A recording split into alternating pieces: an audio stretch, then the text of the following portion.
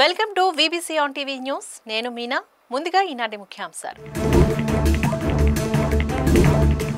పాకిస్తాన్కు నిధులిచ్చే అంశాన్ని ఐఎంఎఫ్ పునః పరిశీలించాలి. ఉగ్ర సంస్థల కోసం వినియోగిస్తుందన్న రక్షణ మంత్రి. అంతర్జాతీయ యోగా దినోత్సవంపై సీఎం సమీక్ష. ప్రతిష్టాత్మకంగా తీసుకోవాలని అధికారులకు సూచన. రెన్యూ సోలార్ ప్రాజెక్టుకు మంత్రి లోకేష్ భూమి పూజ. రాష్ట్రంలో పెట్టుబడులకు చంద్రబాబే బ్రాండ్ అని వ్యాఖ్య. గ్రీన్ ఎనర్జీ పరిశ్రమలకు ప్రభుత్వం పెద్దపీట. విశాఖ సిఐఐ సదస్సులో మంత్రి కొండపల్లి వెల్లడి.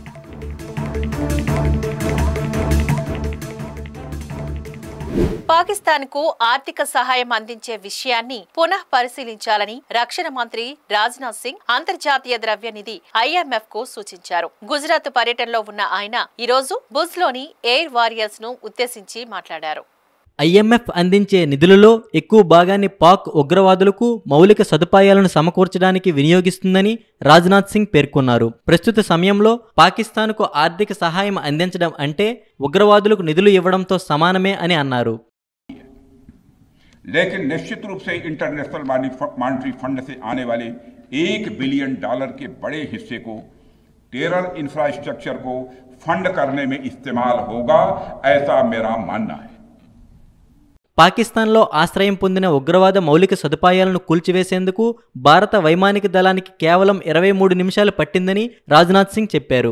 ఆపరేషన్ సింధూర్ సమయంలో భారత వైమానిక దళం వేగంగానూ నిర్ణయాత్మకంగా వ్యవహరించిందని ప్రశంసిస్తూ ఇది భారతీయులందరికీ గర్వకారణమన్నారు. ఆపరేషన్ సింధూర్ ఉగ్రవాదానికి వ్యతిరేకంగా బలమైన సందేశాన్ని పంపిందని, అలాగే మన దేశ సైనిక బలాన్ని సంసిద్ధతను వెల్లడించిందని స్పష్టం చేశారు. ఆపరేషన్ సింధూర్లో మన సాయుధ దళాలు శత్రువులపై ఆధిపత్యం సాధించడమే కాక వారిని నిర్మూలించడంలో కూడా విజయం సాధించాయని తెలిపారు. ఆ సమయంలో భారత సైన్యం ప్రభావవంతమైన పాత్ర దేశ విదేశాల్లో ప్రశంసలు పొందిందని రక్షణ మంత్రి వ్యాఖ్యానించారు. इसलिए मैं मानता हूं कि आज के समय में पाकिस्तान को किसी भी तरह की आर्थिक सहायता टेरर फंडिंग से कम नहीं है. भारत यही चाहेगा कि आईएमएफ पाकिस्तान को अपनी $1 बिलियन की असिस्टेंस पर वह पुनर्विचार करे. అంతర్జాతీయ యోగా దినోత్సవాలపై సీఎం చంద్రబాబు ఈ రోజు అమరావతి సచివాలయంలో సమీక్ష నిర్వహించారు. జూన్ 21వ తేదీన విశాఖలో జరగనున్న యోగా దినోత్సవాలకు ముఖ్య అతిథిగా ప్రధాని మోదీ వస్తున్న నేపథ్యంలో కార్యక్రమం అశాంతం ఎటువంటి ఆటంకాలు లేకుండా సజావుగా నిర్వహించాలని సీఎం అధికారులకు సూచించారు. అంతర్జాతీయ యోగా దినోత్సవాన్ని ప్రధానమంత్రి నరేంద్ర మోదీ సూచన మేరకు జూన్ 21న నిర్వహించాలని ఐక్యరాజ్య సమితి నిర్ణయించడంతో ప్రతి సంవత్సరం యోగా డేను ప్రతిష్టాత్మకంగా దేశవ్యాప్తంగా నిర్వహించడం జరుగుతోంది. ప్రధాని స్వయంగా పాల్గొననుండడంతో ఈసారి విశాఖలో జరిగే ఉత్సవాలకు ప్రాధాన్యత సంతరించుకుంది. ఇప్పటికే ఈ ఉత్సవాలపై సిఎస్ విజయానంద్ ప్రాథమిక సమీక్ష నిర్వహించడం జరిగింది. యోగా డే ఉత్సవాల ఏర్పాట్లకు నోడల్ ఆఫీసర్గా వైద్య ఆరోగ్య శాఖ ప్రత్యేక ప్రధాన కార్యదర్శి ఎంటీ కృష్ణబాబును నియమించడం జరిగింది. 11వ అంతర్జాతీయ యోగా దినోత్సవాలు yoga for one earth one health అనే ఇతివృత్తంతో జరగనున్నాయి. రాష్ట్ర వ్యాప్తంగా ఉన్న ఆయుష్ మిషన్ ప్రతినిధులు, యోగా శిక్షకులు, యోగా స్పోర్ట్స్ అసోసియేషన్లు, యోగాసన స్పోర్ట్స్ అసోసియేషన్లు, పీఈటీలు, స్పోర్ట్స్ కోచ్లు, విశాఖలోని పలు కేంద్ర ప్రభుత్వ సంస్థలు ఈ ఉత్సవాలలో భాగస్వాములు కానున్నాయి. రాష్ట్రంలో పరిశ్రమల స్థాపనకు కూటమి ప్రభుత్వం ప్రత్యేకంగా కృషి చేస్తోందని మానవ వనరుల అభివృద్ధి శాఖ మంత్రి నారా లోకేష్ తెలిపారు. అనంతపురం జిల్లా కుత్తి మండలం బేతాపల్లిలోని రెన్యూ సంస్థ 22,000 కోట్ల పెట్టుబడులతో 2,300 ఎకరాల్లో నిర్మిస్తున్న సోలార్ ప్రాజెక్టును ఆయన మంత్రి గొట్టిపాటి రవికుమార్తో భూమి పూజ చేశారు. ఈ సందర్భంగా మంత్రి లోకేష్ మాట్లాడుతూ రాష్ట్రానికి భారీ ఎత్తున పరిశ్రమలు రావడానికి, పెట్టుబడులు పెట్టడానికి సీఎం చంద్రబాబు బ్రాండే కారణమన్నారు. రాయలసీమలో రెన్యూ విద్యుత్ కాంప్లెక్స్ ఏర్పాటుతో 10,000 మందికి ఉపాధి అవకాశాలు కలుగుతాయని చెప్పారు. ఎన్నికల మేనిఫెస్టోలో చెప్పిన విధంగా రాష్ట్రంలోని నిరుద్యోగ యువతకు 20 లక్షల ఉద్యోగాలు కల్పిస్తామని పునరుద్ఘాటించారు. డిఎస్సి ద్వారా 16,000 టీచర్ పోస్టులను వచ్చే నెలలో భర్తీ చేస్తామన్నారు. ఇక్కడ ఉత్పత్తి అయ్యే విద్యుత్ రాష్ట్రానికే కాకుండా దేశ అవసరాలకు కూడా ఉపయోగపడనుందన్నారు. ఇలాంటి ప్రాజెక్టులను ప్రోత్సహించడం ద్వారా రాష్ట్రంలో విద్యుత్ ఛార్జీలు తగ్గించే ప్రయత్నం చేస్తున్నామని చెప్పారు. ప్రస్తుతం టాటా ఎనర్జీ, టీసీఎస్ సహా అనేక సంస్థలు రాష్ట్రంలో పెట్టుబడులు పెడుతున్నాయని తెలిపారు. త్వరలోనే కర్నూలుకు హైకోర్టు బెంచ్ తీసుకొస్తామన్నారు. గత ప్రభుత్వం రోడ్లపై గుంతలను పోడ్చలేకపోయిందని, ఒక్క పెట్టుబడిని కూడా తీసుకురాలేకపోయిందని విమర్శించారు. మంత్రి గారు ఇప్పుడే చెప్పినట్లు బాబు సూపర్ 6 లో తొలి హామీ 20 లక్షల ఉద్యోగాలు కల్పిస్తామని. దాంట్లో భాగంగా ఈ ప్రాజెక్ట్ మన ప్రాంతాన్ని తీసుకొచ్చాం. వెనుకబడిన రాయలసీమ జిల్లాకి ఈ రోజు తీసుకొస్తాం జరుగుతుంది. ఇక్కడున్న రైతులందరినీ నేను మనస్ఫూర్తిగా అభినందిస్తున్నా. ఇక్కడ ప్లాంట్ వస్తుందంటే మీరు ముందుకు వచ్చి భూములు ఇచ్చారు. తద్వారా కనీసం 10,000 మందికి స్థానిక యువకులకి ఉద్యోగాలు, ఉపాధి కల్పించే బాధ్యత తెలుగుదేశం పార్టీ తీసుకుంటుంది. ఎలా ఉంటుందని ఆనాడే వాళ్ళందరూ చెప్పా, మన దగ్గర ఒక బ్రాండ్ ఉంది, ఆ బ్రాండే గౌరవ ముఖ్యమంత్రి చంద్రబాబు నాయుడు గారు. ఈరోజు సిన్హా గారు ఇంత దూరం వచ్చి ఈ ప్రాజెక్ట్ ఆంధ్ర రాష్ట్రంలో పెడుతున్నారంటే దానికి కారణం మన బ్రాండ్ బాబు. ఈరోజు పెద్ద ఎత్తున టీసీఎస్ ఉత్తరాంధ్రలో పెట్టుబడులు పెడుతున్నారంటే దానికి కారణం ఒక బ్రాండ్, అది బాబు గారు. గ్రీన్ ఎనర్జీకి పెద్దపీట వేస్తూ ఉద్గారాలను శూన్య స్థితిలో ఉంచే పరిశ్రమల స్థాపన, అందుకు అవసరమయ్యే సుస్థిర అభివృద్ధి నమూనాలపై ప్రభుత్వం దృష్టి సారించినట్లు ఎంఎస్ఎంఈ శాఖ మంత్రి కొండపల్లి శ్రీనివాస్ తెలిపారు. విశాఖలో సిఐఐ నిర్వహించిన సుస్థిర అభివృద్ధి సదస్సులో మంత్రి మాట్లాడుతూ 2047 ఏపీ విజన్ డాక్యుమెంట్ లో సూచించిన 10 సూత్రాల్లో ఈ అంశాన్ని సీఎం చంద్రబాబు ప్రధానంగా ప్రస్తావించినట్లు తెలిపారు. బహుళజాతి సంస్థలు మన రాష్ట్రంలో పెట్టుబడులు పెట్టాలి అంటే గ్రీన్ ఎనర్జీ ఒక ప్రధాన భూమిక మారిందని అన్నారు. గడిచిన 10 నెలల కాలంలో 20 గిగావాట్ల సోలార్ విద్యుత్ ఉత్పత్తికి ఎంఓయూలు చేసుకున్నామని చెప్పారు. గ్రీన్ ఎనర్జీ ఎక్కడ లభిస్తుందో అక్కడే నెట్ జీరో కేపబిలిటీ పరిశ్రమలకు ఆస్కారం ఉందని అన్నారు. ఈ క్రమంలో ప్రభుత్వం ఇచ్చే ప్రోత్సాహకాలను వివరించేందుకు ఈ సదస్సు ఒక మంచి వేదిక అని మంత్రి పేర్కొన్నారు.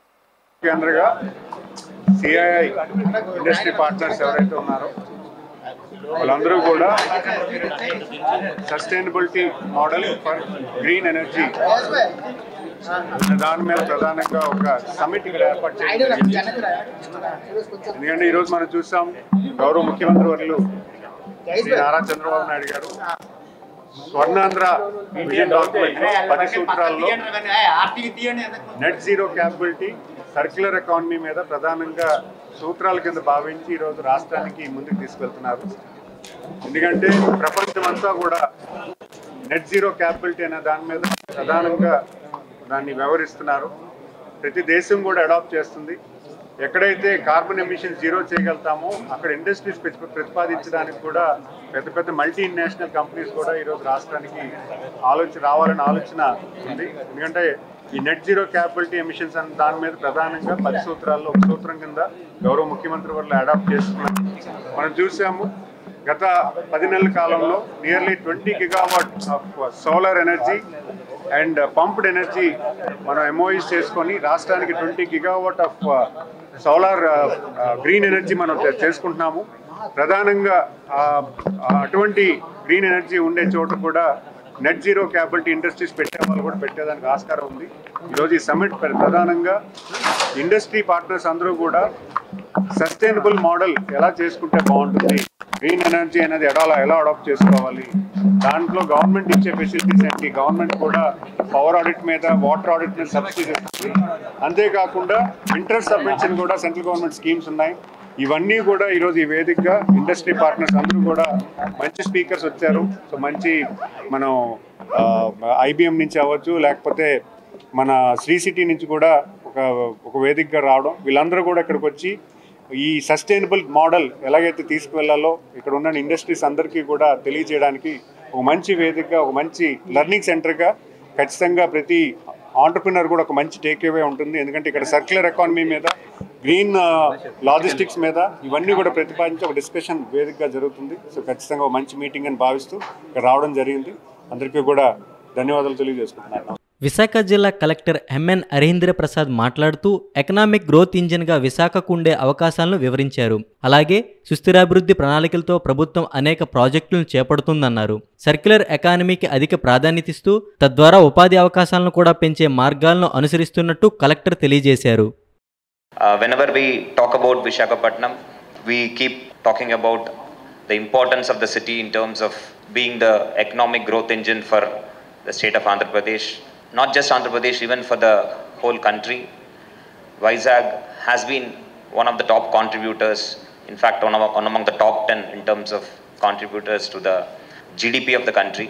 So it's all the more essential that this growth, what we have been witnessing, what we are going to witness in Vizag is sustainable. So that is the biggest challenge which the policymakers and the administrators, the government are grappling with. There are no ready-made solutions as such.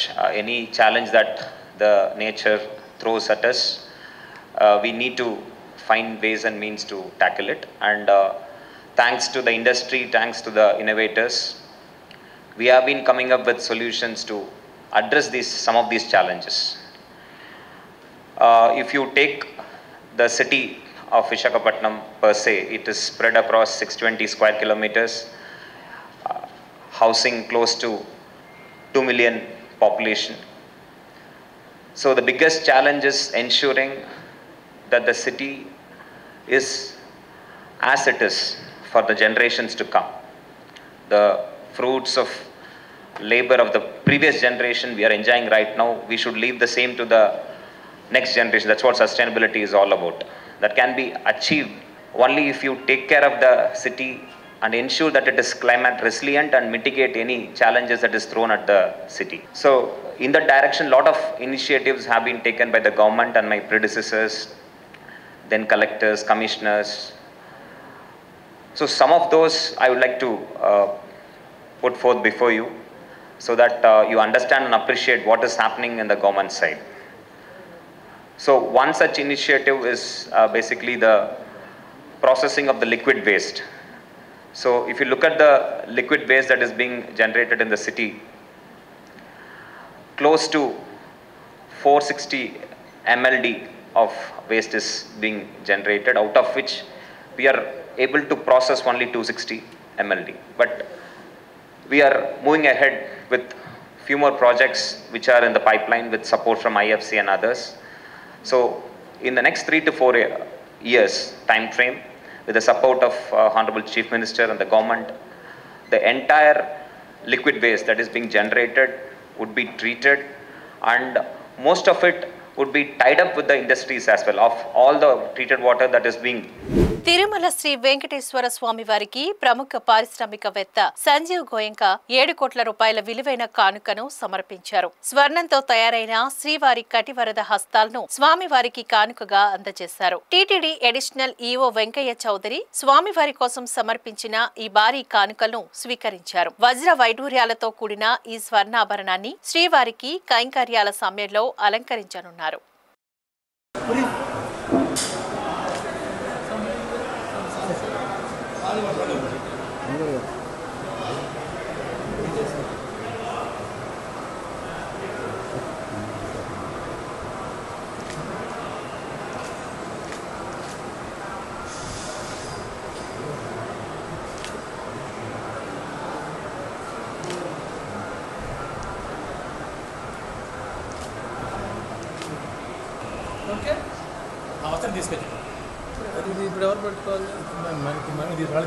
దివ్యాంగులు వయోవృద్ధుల సంక్షేమంపై ఆ శాఖ అధికారులతో మంత్రి డోలా శ్రీ బాల వీరేంజనేయ స్వామి సమీక్ష నిర్వహించారు. సదరం సర్టిఫికెట్లు, PMJAY, వందన వయోవృద్ధుల health scheme తదితర అంశాలపై చర్చించారు. గ్రామ సచివాలయాలు, మీ సేవా కేంద్రాలతో పాటు మనమిత్ర వాట్సాప్ గవర్నెన్స్ ద్వారా సదరం స్లాట్ బుకింగ్ కు చర్యలు తీసుకోవాలని అధికారులను ఆదేశించారు. స్లాట్ బుకింగ్ రోజు నుంచి నెల రోజుల్లోపు సదరం సర్టిఫికెట్లు అందజేసేలా చర్యలు తీసుకోవాలని అన్నారు. దివ్యాంగులకు ఇబ్బందులు కలగకుండా సదరం క్యాంపులు నిర్వహించాలని సూచించారు. 70 ఏళ్లు దాటిన ప్రతి ఒక్కరికి పీఎంజేఏవై వందన స్కీమ్ ద్వారా 5 లక్షల రూపాయల ఉచిత వైద్య సహాయం అందిస్తున్నట్లు మంత్రి వివరించారు.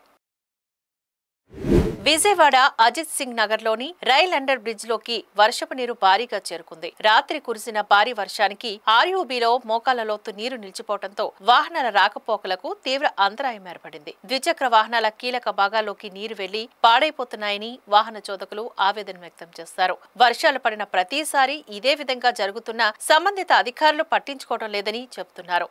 ఇప్పటికైనా అధికారులు స్పందించి శాశ్వత పరిష్కారం కల్పించే విధంగా చర్యలు చేపట్టాలని కోరుతున్నారు.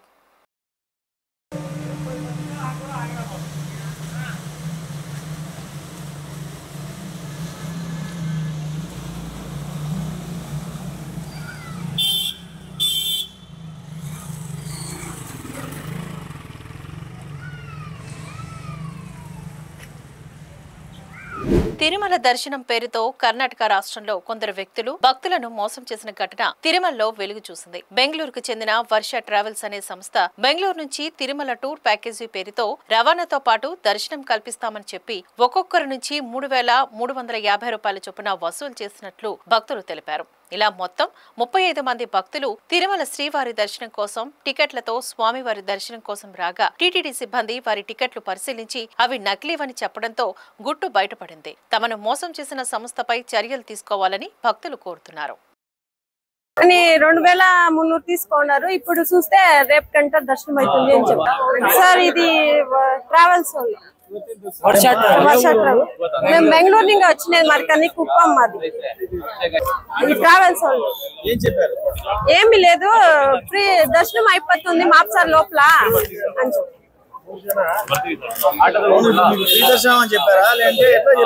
సర్వ దర్శనము అని చెప్పారు. కానీ మాప్సార్ కొంత అవుతుంది అని చెప్పారు. మేము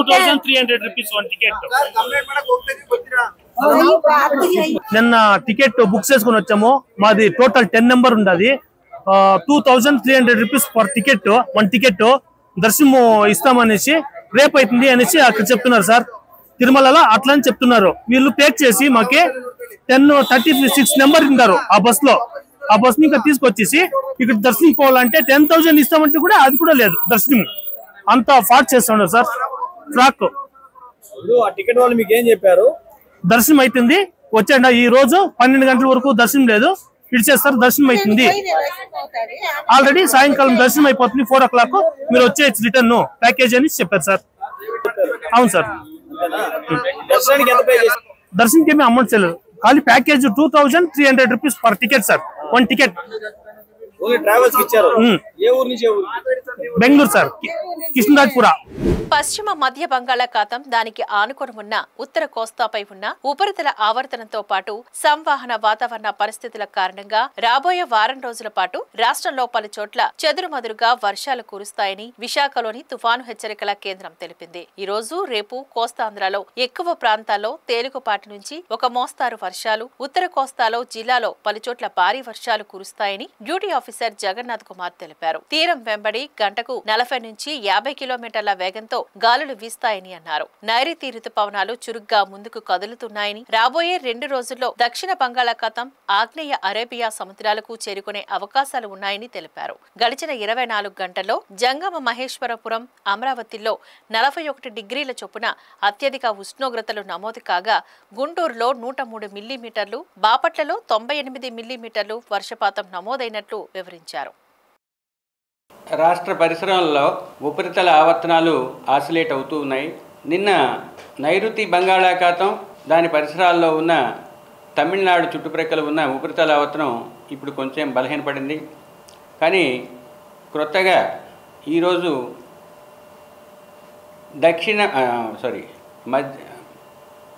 పశ్చిమ మధ్య బంగాళాఖాతం దానికి ఆనుకుని ఉన్న ఉత్తర కోస్తా ఆంధ్రప్రదేశ్ పరిసర ప్రాంతాల్లో 1.5 కిలోమీటర్ల ఎత్తులో ఒక ఉపరితల ఆవర్తనం ఉన్నది. నిన్న అండమాన్ నికోబార్ దీవుల సమీపంలో పరిసరాల్లో ఉన్న ఉపరితల ఆవర్తనం ఈరోజు ఆగ్నేయ బంగాళాఖాతం పరిసర ప్రాంతంలో 3.1 నుంచి 5.8 కిలోమీటర్ల ఎత్తు వరకు ఒక ఉపరితల ఆవర్తనం ఉన్నది.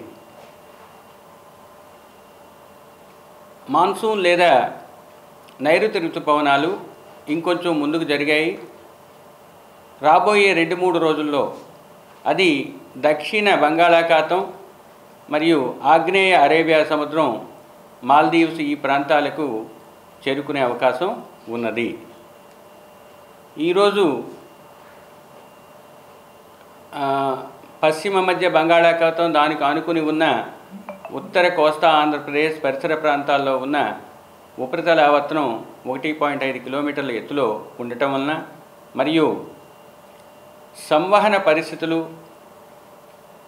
కన్వెక్షన్ పరిస్థితులు ఉండటం వలన రాష్ట్రంలో రాబోయే వారం రోజులు కూడా చెదురుముదురుగా లేదా కొన్ని అధిక ప్రాంతాల్లో తేలికపాటి నుంచి మోస్తరు వర్షపాతం నమోదయ్యే అవకాశం ఉన్నది. ముఖ్యంగా ఈరోజు రేపు ఉత్తర దక్షిణ కోస్తా జిల్లాల్లో ఎక్కువ ప్రాంతాల్లో తేలికపాటి నుంచి మోస్తరు వర్షపాతం నమోదయ్యే అవకాశం ఉన్నది. తదుపరి 4 రోజులు ఉత్తర కోస్తా దక్షిణ కోస్తా జిల్లాల్లో కొన్ని చోట్ల తేలికపాటి నుంచి మోస్తరు వర్షపాతం, 7వ రోజు 1-2 చోట్ల తేలికపాటి నుంచి మోస్తరు వర్షపాతం నమోదయ్యే అవకాశం ఉంది. రాబోయే 5 రోజులు కూడా ఉరుములు మెరుపులతో కూడిన వాతావరణం ఉత్తర దక్షిణ కోస్తా జిల్లాల్లో ఉండే అవకాశం ఉన్నది. మరియు ఈరోజు ఉత్తర దక్షిణ కోస్తా జిల్లాల్లో 50 నుంచి 60 కిలోమీటర్ల వేగంతో ఈదురుగాలులు వీచే అవకాశం ఉన్నది. అదే రేపు ఉత్తర కోస్తా జిల్లాల్లో 50 నుంచి 60 కిలోమీటర్ల వేగంతో గాలులు వీచినప్పటికీ దక్షిణ కోస్తాలో 40 నుంచి 50 కిలోమీటర్ల వేగంతో ఈదురుగాలులు వీచే అవకాశం ఉంది. తదుపరి 3 రోజులు కూడా దక్షిణ కోస్తాలో 40 నుంచి 50 కిలోమీటర్ల వేగంతోనూ, ఉత్తర కోస్తాలో కూడా 40 నుంచి 50 కిలోమీటర్ల వేగంతో ఈదురుగాలులు వీచే అవకాశం ఉన్నది. మరియు ముఖ్యంగా ఉత్తర కోస్తా జిల్లాల్లో ఈరోజు రేపు 1-2 చోట్ల భారీ వర్షపాతం, దక్షిణ కోస్తా జిల్లాలో ఈరోజు 1-2 చోట్ల భారీ వర్షపాతం నమోదయ్యే అవకాశం ఉంది. ఆ జిల్లాలు ముఖ్యంగా ఉత్తర కోస్తాలో ఈరోజు పార్వతీపురం మన్యం, అల్లూరి సీతారామరాజు, ఏలూరు జిల్లా, బాపట్ల, ప్రకాశం జిల్లాల్లో 1-2 చోట్ల భారీ వర్షపాతం నమోదయ్యే అవకాశం ఉంది. రేపు పార్వతీపురం, అల్లూరి సీతారామరాజు, ఏలూరులో 1-2 చోట్ల భారీ వర్షపాతం నమోదయ్యే అవకాశం ఉంది. గరిష్ట ఉష్ణోగ్రతల్లో చెప్పుకోదగ్గ మార్పు లేనప్పటికీ రాబోయే వారం రోజులు కూడా స్వల్పంగా గరిష్ట ఉష్ణోగ్రతలు తగ్గే అవకాశం కనిపిస్తుంది. గడిచిన 24 గంటల్లో జంగమహేశ్వరపురం, పల్నాడు జిల్లా, అమరావతిలో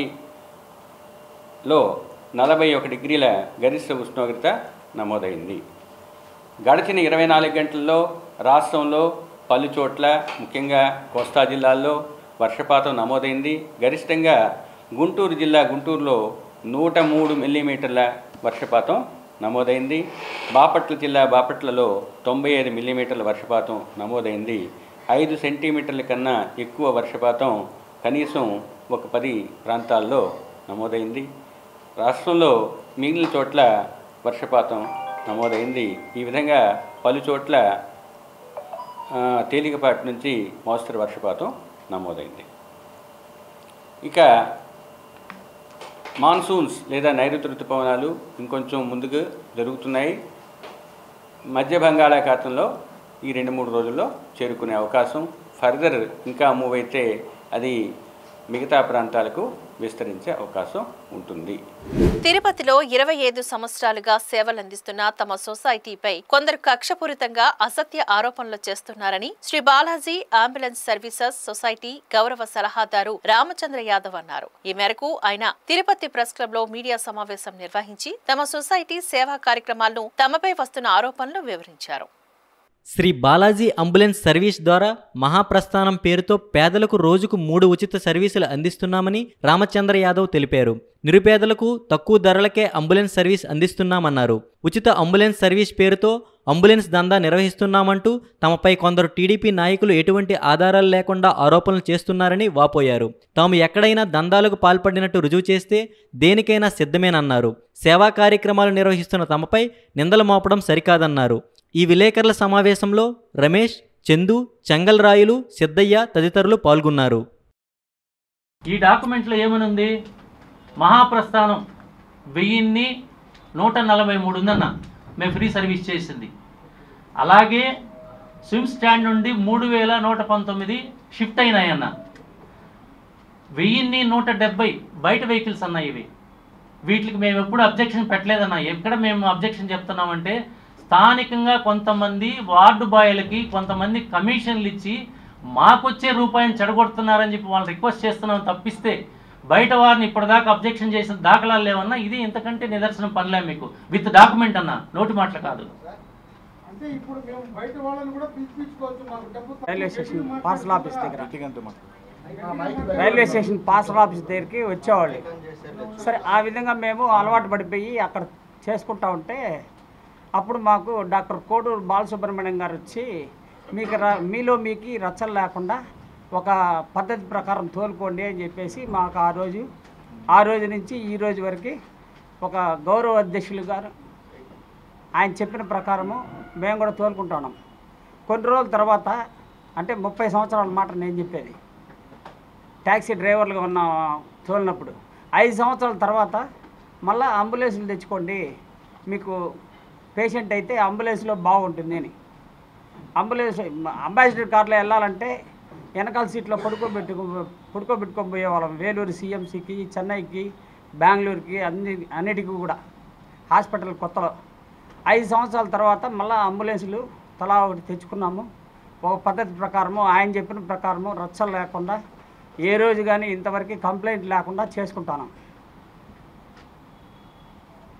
వారికి సర్వీస్ ఇస్తున్నాం. అలాగే అది కాకుండా అనాథరైజ్డ్గా హాస్పిటల్ వచ్చి చాలా డెత్లు జరిగిపోతుంటాయి. అవన్నీ కాంప్లికేటెడ్ కేసులు ఉంటాయి. ఇవన్నీ కూడా ఈ లెక్కల్లో లేవు. వాటిలన్నిటికి కూడా మేము ఉచిత సర్వీస్ అందిస్తున్నాం.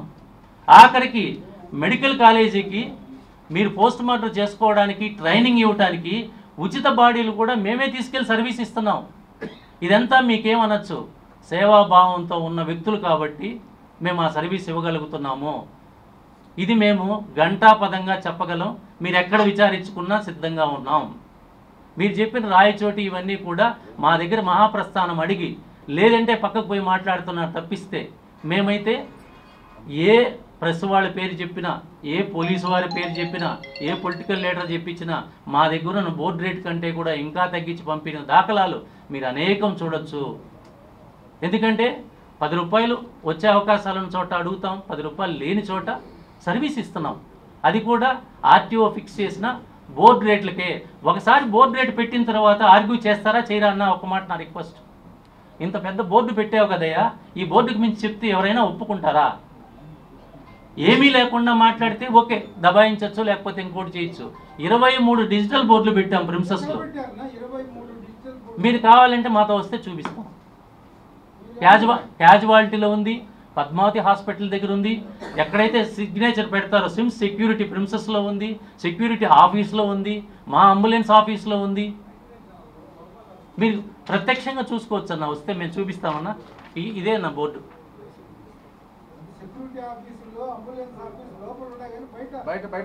బయట కూడా ఉన్నాయన్న, బహిరంగ ప్రదేశాల్లోనే పెట్టామన్నా.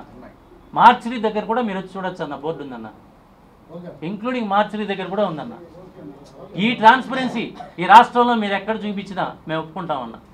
విజయవాడ నగరపాలక సంస్థలో పనిచేస్తున్న ఇంజనీరింగ్ కార్మికులు తమ సమస్యలను పరిష్కరించాలని కోరుతూ నిరసన కార్యక్రమం చేపట్టారు. విజయవాడ ధర్నా చౌక్ వద్ద ఈ రోజు నిరసన మొదలుపెట్టి తమ సమస్యలను పరిష్కరించే వరకు నిరసన కొనసాగిస్తామని తెలిపారు. అత్యవసర విభాగాలైన నీటి సరఫరా కార్మికులకు 29,200, వీధి దీపాల కార్మికులకు 24,500 జీతాలు చెల్లించాలని డిమాండ్ చేశారు. ఉద్యోగ భద్రత కల్పించాలని, అలాగే 15 సంవత్సరాలు పైబడి సర్వీస్ కలిగిన కార్మికులను క్రమబద్ధీకరించాలని కోరారు. ప్రభుత్వ ఉద్యోగుల లాగే పదవీ విరమణ వయసు 60 నుంచి 62 సంవత్సరాలకు పెంచాలని డిమాండ్ చేశారు.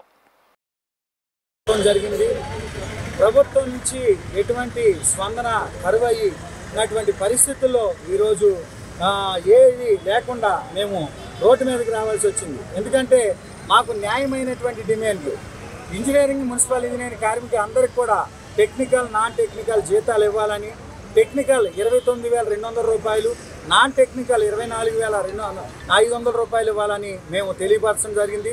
అదేవిధంగా సంక్షేమ పథకాలు ఏదైతే రిటైర్డ్ బెనిఫిట్లు ఏదైతే రిటైర్డ్ అయిపోయి ఉన్నారో వాళ్ళకి 10,000 పెన్షన్ అని అడుగుతున్నాం. అదేవిధంగా వయో పరిమితి 60 సంవత్సరాల నుంచి 62 సంవత్సరాలకి పెంచమని మా మెయిన్ డిమాండ్లుగా పెట్టడం జరిగింది. కానీ ఈ ప్రభుత్వం 10 రోజుల నుంచి ఒకసారి చర్చలకు పిలిచారు CDMA గారి సమక్షంలో. కానీ అవి ఎటువంటి క్లారిటీ లేనటువంటి చర్చలుగా మిగిలిపోయినాయి. లేని పని మేము డ్యూటీలకు ఎక్కమంటే మేము ఇది తేలితేనే మేము ఎక్కుతామని కార్మికులందరూ కూడా వ్యతిరేకించినటువంటి పరిస్థితి. ఈ నగరంలో మీరు విజయవాడలో ఒక చోటే చేస్తున్నారు, మిగతా చోట్ల ఎక్కడా చేయట్లేదంటే ఈరోజు 41 మున్సిపాలిటీ అలాగే 4 కార్పొరేషన్లు ఈరోజు ఏపీ మున్సిపల్ వర్కర్స్ యూనియన్ తరఫున మేము అందరూ కూడా సమ్మెలో ఉన్నాం. దానికి అనుగుణంగా 21వ తేదీన చర్చలకు పెరగడం జరిగింది. ఆ రోజు తేలకపోతే మా న్యాయమైనటువంటి కోరికలు మా న్యాయమైనటువంటి డిమాండ్లు ప్రభుత్వం నెరవేర్చకపోతే ఇంకా దీన్ని తీవ్రతగా రాష్ట్రంలో ఉన్నటువంటి అనేకమైనటువంటి మున్సిపల్ కార్పొరేషన్లు అనేకమైనటువంటి అలాగే మున్సిపాలిటీలు పంచాయతీలు ఉన్నటువంటి కార్యక్రమాలందరూ కూడా ఏకతాటిపైకి వచ్చి ఇంకా తీవ్రంగా ఉధృతం చేద్దామని కోరుకుంటున్నాం. ఇప్పుడు మమ్మల్ని రాష్ట్ర ముఖ్యమంత్రి వారు నారా చంద్రబాబు నాయుడు గారు అలాగే ఉప ముఖ్యమంత్రి గారు మరి పవన్ కళ్యాణ్ గారు అలాగే రాష్ట్ర మరి మంత్రివర్యులైనటువంటి నారాయణ గారు మమ్మల్ని చర్చలు తక్షణమే పిలిచి మా నాయనమైనటువంటి కోరికలు తీర్చమని అడుగుతున్నాం. లేని పక్షంలో ఇప్పుడు నోటీసులు ఇచ్చారని మాకు సమాచారం వచ్చింది. నోటీసులు ఎందుకు ఇస్తారు మాకు? మేము 10 రోజులు నిరసన కార్యక్రమాలు తెలిపి అలాగే నిరవధిక సమ్మెలోనికి దిగితే ఈరోజు నోటీసులు మీకు గుర్తొచ్చినాయా? ప్రజలకి మాకు దాహం తీర్చేటటువంటి కార్మికులు నగరమంతా నీళ్ళు ఇచ్చేటటువంటి కార్మికులు మాకు కన్నీళ్లు మిగిలినాయి. అలాగే వీధి దీపాలు ఇచ్చేటటువంటి కార్మికులు వాళ్ళ జీవితాల్లో చీకటి కమ్ముకొని ఉంది. అదే రీతిగా వెహికల్ డిపోలో మెకానిక్లు వెహికల్ కిందకెళ్ళి అలాగే అది వచ్చేటటువంటి మట్టి కానీ అదేదైతే వచ్చున్నో అనారోగ్య పాలైనటువంటి పరిస్థితి కనిపిస్తుంది. అలాగే చైన్ దళం పైకెక్కి స్తంభాల మీద నుంచి పడిపోయినటువంటి పరిస్థితి. అలాగే స్ట్రీట్ లైట్ కార్మికులు స్తంభాల మీద నుంచి పడిపోతే ఎటువంటి బెనిఫిట్లు లేనటువంటి పరిస్థితి. అలాంటి పరిస్థితుల్లో మాకు న్యాయమైనటువంటి డిమాండ్లు తీర్చమని మా కోరికలు తీర్చమని మాకు కుటుంబానికి ఈరోజు నిత్యావసర వస్తువులన్నీ పెరిగి ఉండగా కుటుంబాన్ని పోషించుకోవాలంటే 35,000 రూపాయలు కావాల్సి ఉండగా మేము కేవలం 29,200 రూపాయలు మాత్రమే మేము అడుగుతున్నాం. నాన్ టెక్నికల్ వారికి 24,500 రూపాయలు అడుగుతున్నాం. మా న్యాయమైన డిమాండ్లు తీర్చమని అడుగుతుంటే మమ్మల్ని అరెస్ట్ చేసేటటువంటి పరిస్థితి, నోటీసులు ఇచ్చేటటువంటి పరిస్థితి, కార్మికుల్లో ఆందోళన చెందే విధంగా ప్రభుత్వాలు వ్యవహరించేటటువంటి పరిస్థితి మానుకోమని తెలియపరచుకుంటూ ఏపీ మున్సిపల్ ఇంజనీరింగ్ కార్మికులు ఇంకా కూడా తీవ్రతంగా ఈ నిరవధిక సమ్మెని తీవ్రతలోని తీసుకెళ్తారని పూర్తి బాధ్యత ఈ గవర్నమెంట్లో ఉన్నటువంటి అధికారులు కానీ గవర్నమెంట్ సంస్థలో పనిచేస్తున్నటువంటి ఏదైతే ఉన్నారో మంత్రివర్గం కూడా పూర్తి బాధ్యత వహించాలని కోరుకుంటూ మాది ఏదైనా తప్పు జరిగితే మాది కార్మికులది తప్పు కాదని పూర్తిగా ప్రభుత్వమే బాధ్యత వహించాలని తెలియపరచుకుంటూ ఈ నగర కమిటీ తరఫున పి మహేష్ బాబు. ఈ వార్తలు ఇంతటితో సమాప్తం. మరిన్ని విశేషాలతో మళ్ళీ కలుద్దాం.